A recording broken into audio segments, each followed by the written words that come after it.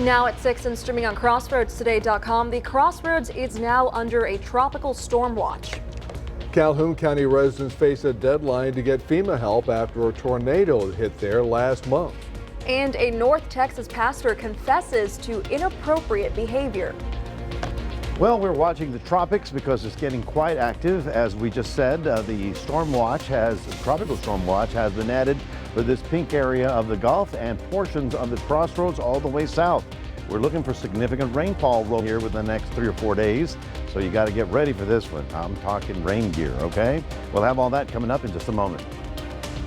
And Dallas looks to spoil Boston's bid at an 18th title on the road. I'll have that coming up in sports. You're watching 25 News now at 6. Good evening and thank you for joining us. I'm Don Brubaker. And I'm Karina Garcia. We're going to kick off with weather this evening. First Warn Storm Team Chief Meteorologist Mac Bettis has the latest on the weather front. We are expecting some possible flooding. Mac, what do you got?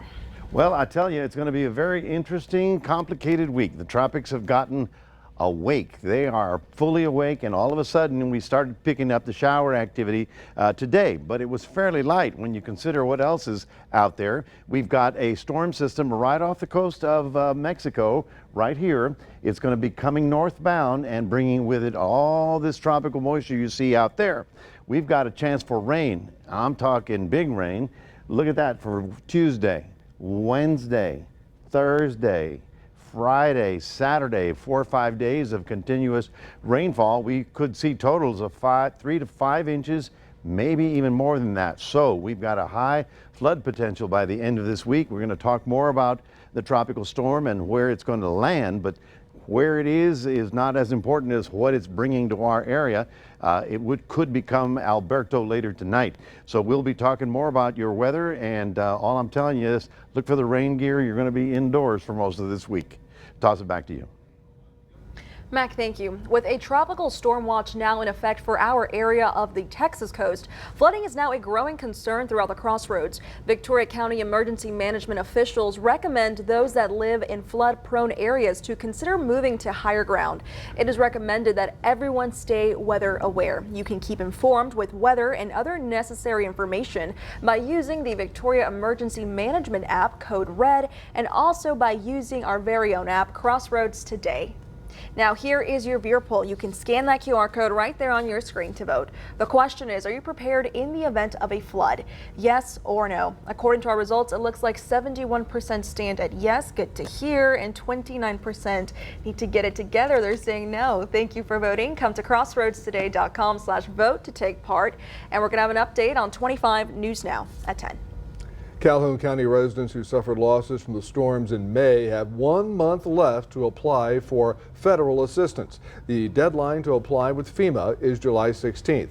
FEMA is helping over 52,000 Texas households with $110 million in financial aid. The U.S. Small Business Administration has approved $13 million in low-interest disaster loans to homeowners, renters, organizations, and businesses. FEMA specialists have been working in Calhoun County helping people apply for assistance. A brand new program starts tonight on KVU TV right here after 25 News Now at 6. It's called Let's Grow Texas Ag. It's all about farming and ranching in our very own Crossroads area.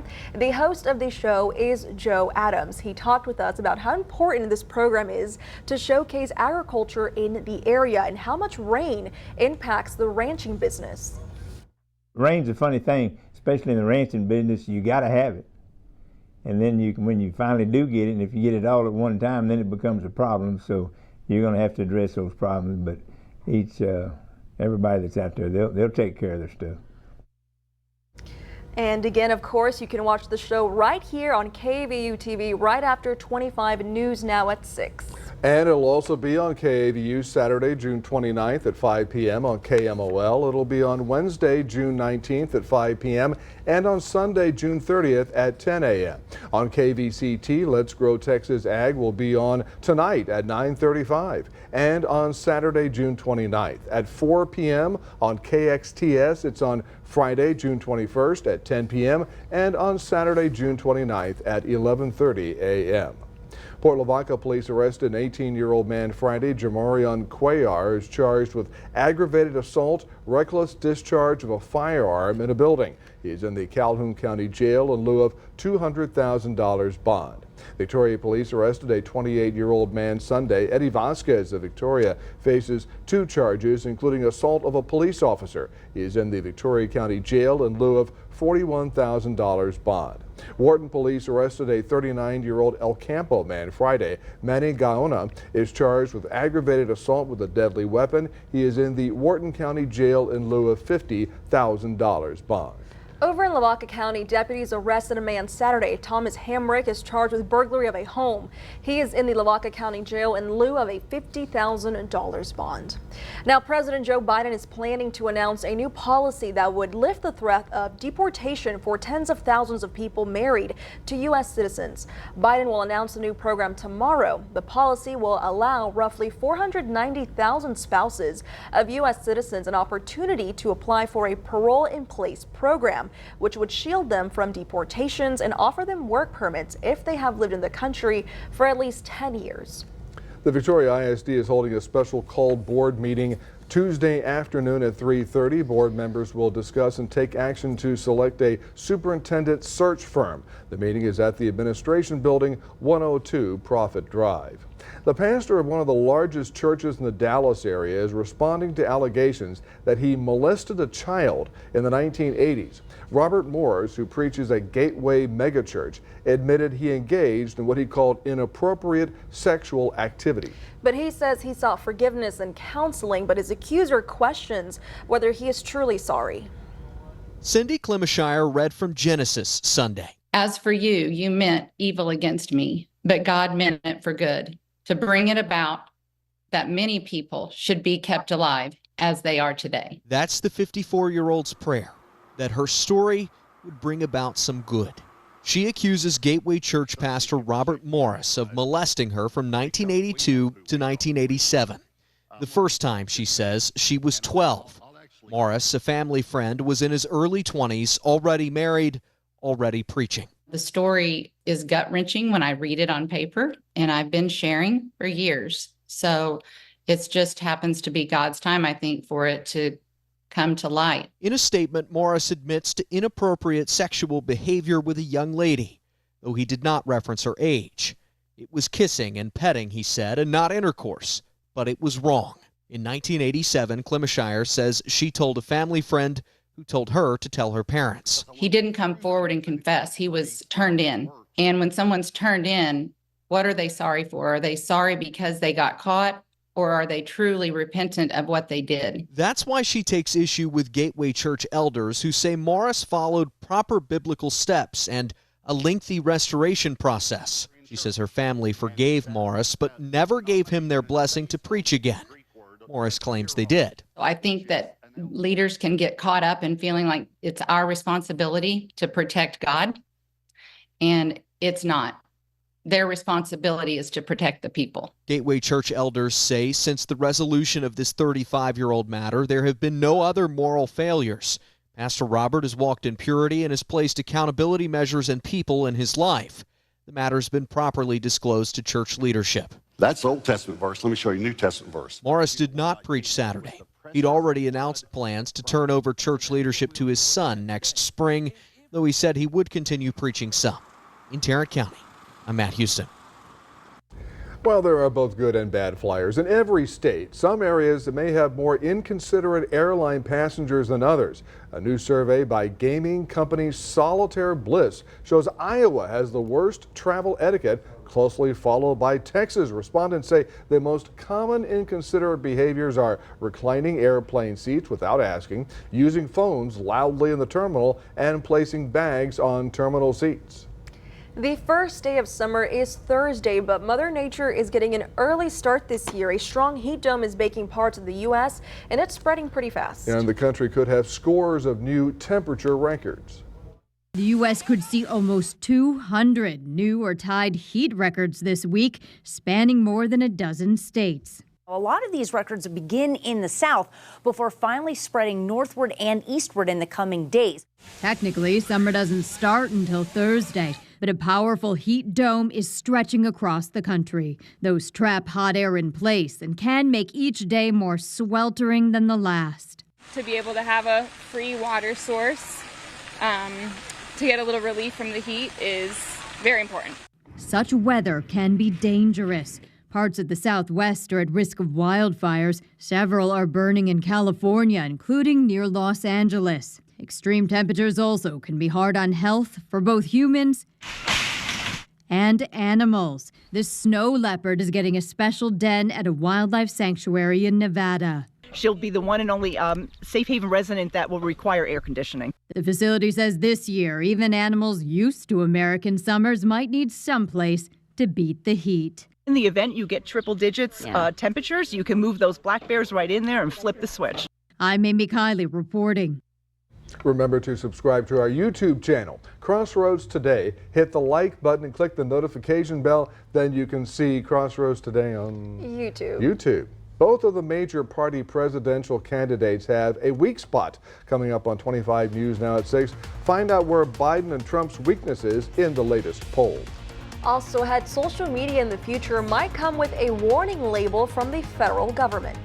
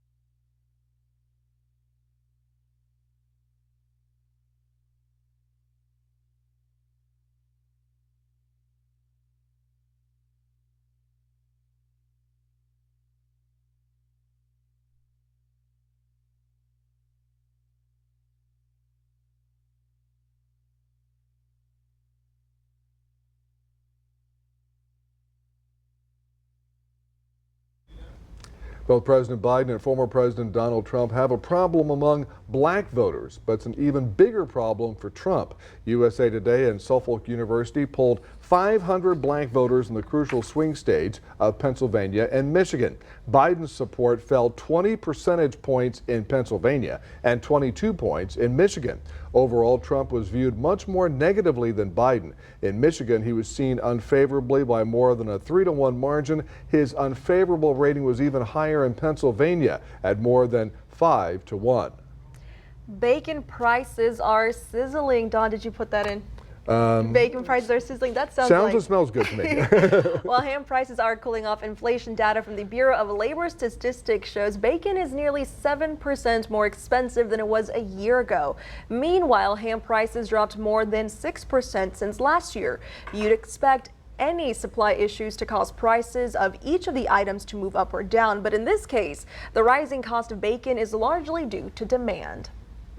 Nationwide Insurance is dropping pet insurance policies for roughly 100,000 animals. The company blames higher vet costs and other factors. The move puts tens of thousands of pet owners in a tough spot because a lot of the animals losing coverage are older and have pre-existing conditions. That means they may not be insurable elsewhere. Nationwide said it did not cancel policies because of pet ages or claim histories. USA Today says it appears the cancellations may be based in part on where the pet owners live. The U.S. Surgeon General is demanding Congress put a warning label on social media apps, similar to the ones on cigarettes and alcohol. In an op-ed in the New York Times, Vivek Murthy cited social media as an important contributor to the ongoing mental health crisis among young people. A recent Gallup poll shows teens spend nearly 5 hours a day on social media. The Surgeon General says Congress passing warning label legislation could lead to a decline in use. The Atlantic hurricane season is ready to kick into gear. A potential tropical threat is now hitting Mexico, as you see there, with drenching rainfall and serious flooding. The first system of the hurricane season has a high chance to develop before Wednesday. The system will become Tropical Storm Alberto if it produces sustained winds of at least 39 miles an hour. When do you think that'll happen, Max? I believe it's possible that it will happen tonight. In fact, we have now a tropical depression. We're just waiting for it to gather strength to about, the 39 miles an hour. That could be any minute now. Right about now, we're at 84 degrees. We had a pretty good looking day, beautiful clouds popping up, got up to 92. The average high temperature is 93 for this time of the year, but we are under an alert day for tomorrow. 3-5 inches of rain in the next few days, maybe more. We'll have more on that coming up in just a moment.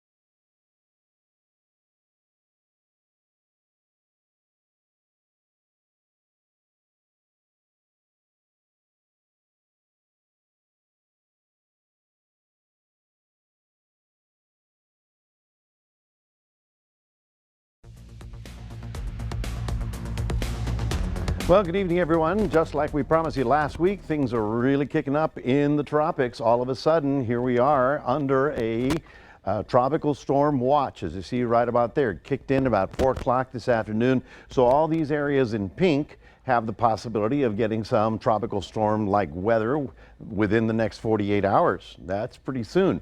Now, the rest of us are under this flash flood watch because with the significant rainfall that we're going to be getting, we could probably see flooding by the end of this week, if not by Wednesday. The activity that came ashore today was, fairly light and moderate. The heavy stuff still out there in the ocean, and that is going to be affecting your day and your week, because this is going to start big tomorrow, gets bigger on Wednesday, and it's probably going to last all the way into next weekend. So let's take a look. Where is that area of low pressure? It's right here. It has moved slightly. It is going to be moving for sure onto the coast of the northern Mexican coast near a place called San Fernando. It is south of Matamoros, but because we're on the north side of that, look at the rainfall chance for the next 5 days. 50, 90, 80, 50, 40. Yes, and then the rain totals are going to be quite impressive. What we have right now is a tropical depression. It is getting stronger, so it could be Alberto by tonight, any minute now. In fact, I'm waiting for the next one is at 8 o'clock. That's the next update. But you can see how as this system goes up and then turns toward the Mexican coast, all of this stuff, slams right onto the Texas coast, as you see right about there.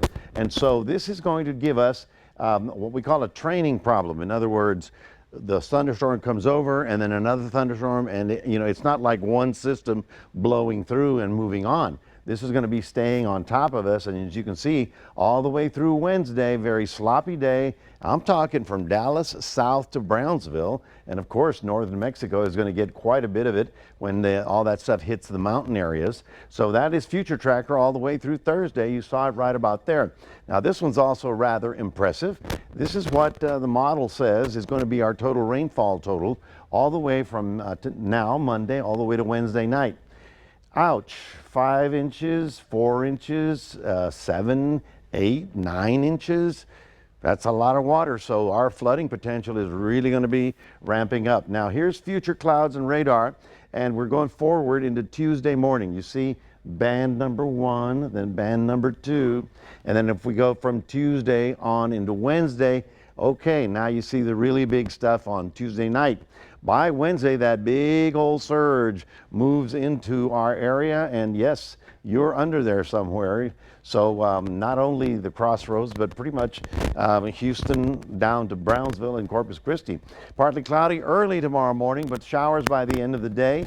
Partly cloudy early in Cuero, but of course, afternoon showers are going to be building up. So I have it 3 alert days, okay? That's tomorrow as it starts getting going.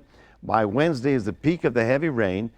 By Wednesday night, we could see some flooded areas. And Thursday, I'm thinking, yep, we're going to have that problem. There is a little bit of a ramp down on the rain chance as we get to the weekend, but still any additional rain will cause additional flooding problems. So what I'm saying, if you are in an area that normally floods, what is your plan B? What are you going to do? If you're by a river that normally rises, what are you going to do? How do you get across it? All these things need to be considered now before the storm gets here. And again, the center of it's going to go into northern Mexico. We're on the north end of it, and we've got a very busy week. I always recommend having a kayak nearby, you know, just in case, you know. That's what I'm thinking. That's your 7-day forecast, reminding everybody we do have a QR code. Love for you to scan that, and you can put Crossroads Today on your phone. Here's Karina. Thank you, Mac. And now here's Zach Brown with your sports. Game 5 of the NBA Finals tonight. The Mavs try and get the series back to Dallas. I'll have that coming up in sports.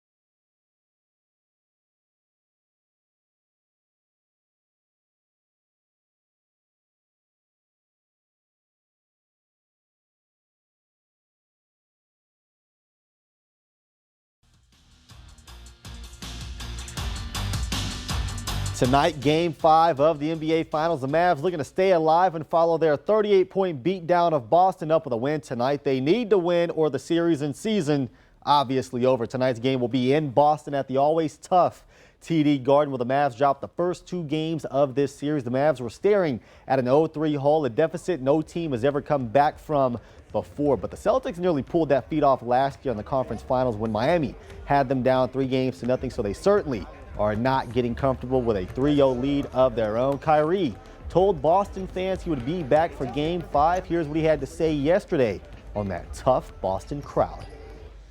I mean, let's just call it what it is. When the fans are chanting Kyrie sucks or anything, they feel like they have a psychological edge, and that's, fair. And of course, if I'm not making shots or turning the ball over, that makes it even more of a pressing issue, right, that they can stay on me for. So I think in order to silence even the self-doubt, let alone the crowd doubt, but the self-doubt when you make or miss shots, that's just as important as making sure that I'm leading the team in the right way and being human through this experience too, and telling them how I feel. That game right here on KAVU at 7:30, and that will lead us to your viewer poll. Who will win Game 5 of the NBA Finals? Will it be the Mavs or the Celtics? 62% of people say Boston, a stark difference from whenever I first asked these questions when 62% of people were saying Dallas. Boy, how you guys switch it up. Thank you for voting. Come to crossroadstoday.com/vote sports to take part. Now, off to the Major League circuit. The Astros off today. They were able to take 2 of 3 from the Detroit Tigers yesterday afternoon. The Astros leading 1-0 in the second inning, and Altuve goes to one of the deepest parts of the yard and just does get it out. 3-run shot off Kenta Maeda. Shades of Game 5 of the 2017 World Series when he went deep off Maeda in that same spot. Astros leading 4-0. Ronel Blanco was excellent again for Houston yesterday. He went 7 innings, did not give up a hit, but he did walk 3 batters. The Astros pulled him after 7. He had a high pitch count. Astros go on to get the win. Final score in this one, 4-1.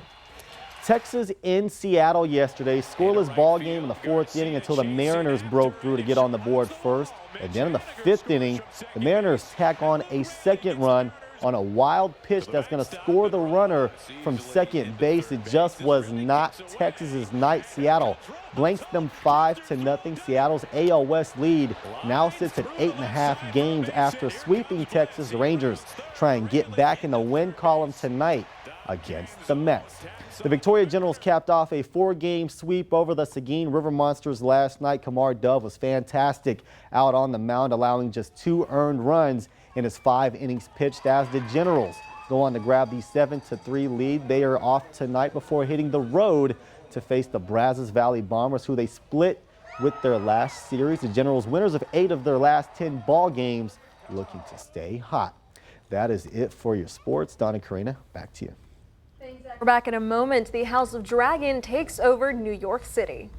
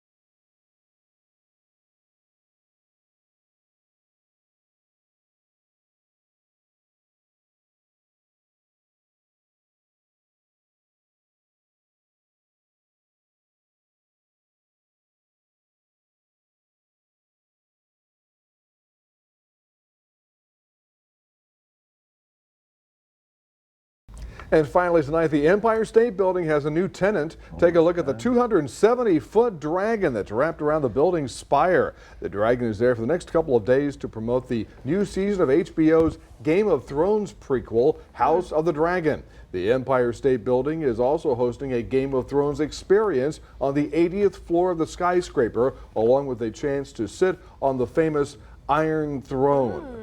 I wonder if we have like an iron umbrella that we'll need the next few days, because we will. You'll keep away the rain and also won't blow away. Well, that's true if it's heavy enough. Yeah. We've got some stormy weather rolling in as the tropical season takes off in earnest. We're looking for showers to increase tomorrow. Be very heavy on Wednesday as the storm center down in Mexico starts moving inland, but we've got rain all the way through Thursday and Friday, folks. We've got 3 alert days in a row, because by Thursday I'm thinking we're going to be having some flooding problems around here. So just consider your property. Where does the water flow? Where are you going to be? How do you have to get there? This is all before the storm arrives, which is tomorrow. Thank you, Mac. Thanks for joining us. And stay tuned for the debut of Let's Grow Texas Ag right now.